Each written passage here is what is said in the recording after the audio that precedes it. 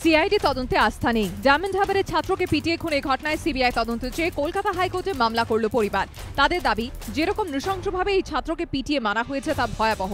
এর পেছনে আক্রোশ ছাড়া অন্য কারণও থাকতে পারে। পুরো ঘটনার যথাযথ তদন্ত প্রয়োজন। অথচ এই ঘটনার পর এক সপ্তাহ পেরিয়ে গেলেও অভিযুক্তদের অনেকে এখনো অধরা। এই প্রেক্ষিতে রাজ্য পুলিশে আস্থা রাখতে না পেরে তারা সিবিআই তদন্ত দাবি করেছেন। গত সোমবার রাতে ডায়মন্ড হারবারের চোর সন্দেহে কলেজ পড়ুয়া কৌশিক পুরকায়স্থকে পিটিয়ে খুন করা হয়। ঘটনায় তৃণমূলের পঞ্চায়েত সদস্য সহ 6 জনকে গ্রেফতার করেছে পুলিশ। কয়েকজন অভিযুক্ত এখনো অধরা। সন্তান হারানোর শোকের পাশাপাশি এই ঘটনার পর থেকে প্রবল নিরাপত্তাহীনতায় ভুগছে নিহত কৌশিকের পরিবার।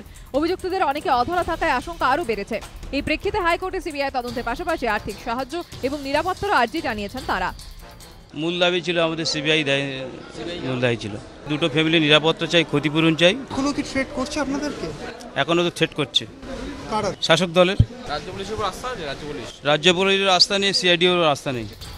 শুক্রবার বিচারপতি দীপঙ্কর দত্তর এজলাসে এই মামলার শুনানি হতে পারে। সৌভিক মজুমদারের রিপোর্ট, এবিপি আনন্দ, কলকাতা।